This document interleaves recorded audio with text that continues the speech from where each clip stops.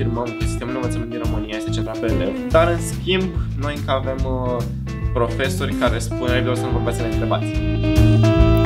Atenția de Crăciun, atenția de 1 martie, atenția de 8 martie. Nu sunt de acord cu asta. E corupție. Școala este școală, politica este politică. Nu trebuie să ascundem mizeria sub preș. Există foarte mulți inspectori care sunt numiți politic.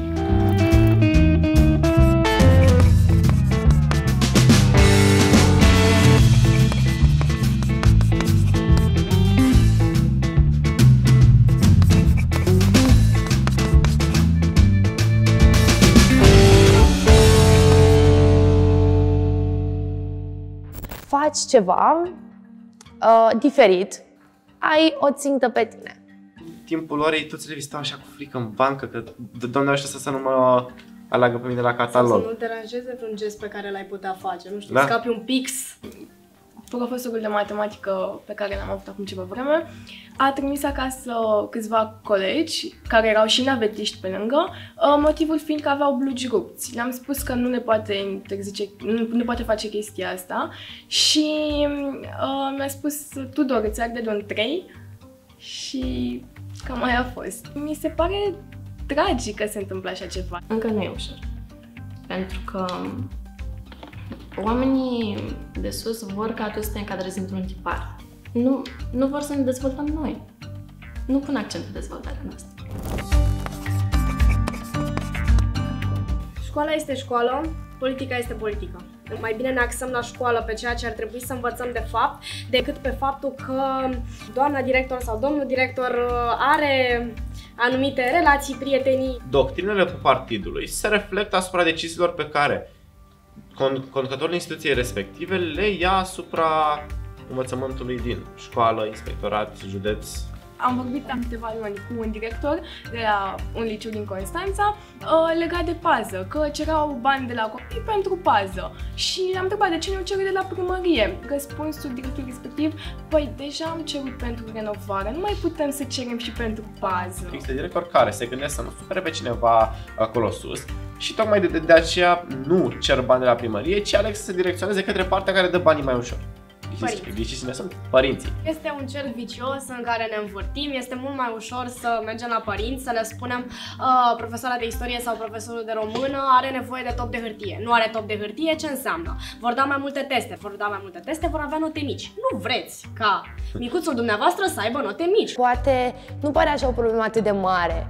10 lei pentru cretă, 10 lei pentru marker, că acum ne-am modernizat, dar când există atâtea cazuri în care ambii părinți au salariu minim pe economie, este o problemă. Atâta vreme cât părinții o să se complacă în mentalitatea asta și nu o să se ridice în picioare și spună: nu, noi nu mai dăm bani, nu este de datoria noastră să dăm banii, să asigurăm paza, să asigurăm renovarea unității de învățământ. Cât timp situația o să perpetueze și mentalitatea nu o să se schimbe, automat nici sistemul nu o să evolueze.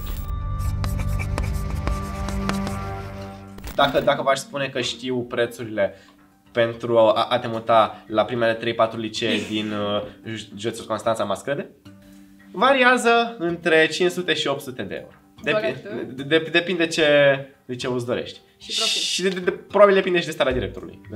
Și adesea directorul vine cu o idee, să spun așa. O propunere. Da.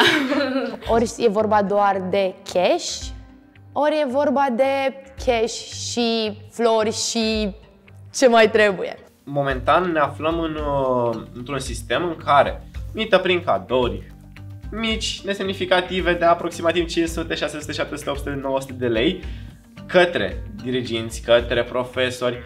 Este un lucru constant, este un lucru firesc, iar dacă spui cumva, Doamne ferește, unui om că nu este în regulă ceea ce face, păi cum? Dar de ce să nu fie în regulă? Așa e frumos. E frumos. Atenția de Crăciun, atenția de 1 martie, atenția de 8 martie. Mi s-a întâmplat când eram mai ales în școala primară, mi s-a întâmplat de Crăciun, de ziua profesorului. Trebuie toată lumea să pună 50 de lei. Cumpărăm aia. De multe ori noi elevii nu știam ce se cumpără, știau părinții. Nu sunt de acord cu asta. E corupție. În momentul în care tu ai, nu știu, 12 ani și faci educație civică, păi peste 6 ani, când ai drept de vot, lucrurile se uită. Și în clasa 7 mi se pare că am făcut educație civică și nu se punea mult accent pe ea. Chiar deloc. Nu cred că am rămas cu multe informații de atunci. Că mi le-am îmbogățit eu pe parcurs, nu e de discutat, dar de atunci nu mi-am amintesc mari lucruri. Cred că ar trebui, și încă din clasa 9 să se facă o educație civică și o educație judiciară, în așa fel încât elevul, când are drept de vot, să știe pentru ce votează, ce votează. Este de dezinformare foarte mare la nivelul elevilor, în principal, și am observat că este și o demonizare, o stigmatizare a politicii. Lumea când aude de politică se dă în spate. Nu, Exact. ce politică, n-am auzit nimic, nu spun nimic. E trist că se întâmplă lucrurile astea, că nu se pune accentul pe educație.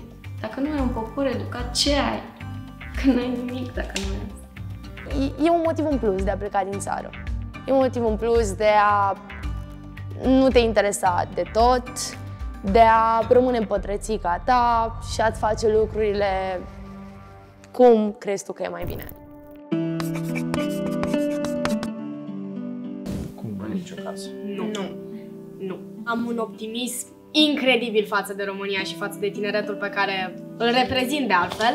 Să fim așa puțin curajoși, să le propunem celor care sunt acum la putere să stea măcar 3 luni de zile în sistemul de învățământ pe care îl avem noi, pe care ei l-au creat. Și la final, nu numai că noi considerăm că vor avea nevoie de meditații, la fel cum avem și noi de altfel, ci mai mult ca sigur vor dori să facă o schimbare radicală. Eu personal sunt de părere că toată chestia asta, adică toată situația asta tragică de la nivelul țării, ne-a făcut cumva mai puternici. Fiind mai puternici, urmează ca la momentul în care ajungem oameni maturi, să acționăm într-un mod benefic pentru țară.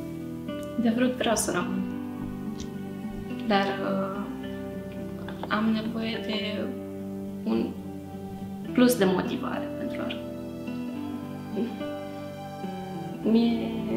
Mi-e teamă de România că nu o să mai crească. E groaznic dacă o țară rămâne fără tineri. Și fără tineri bine pregătiți.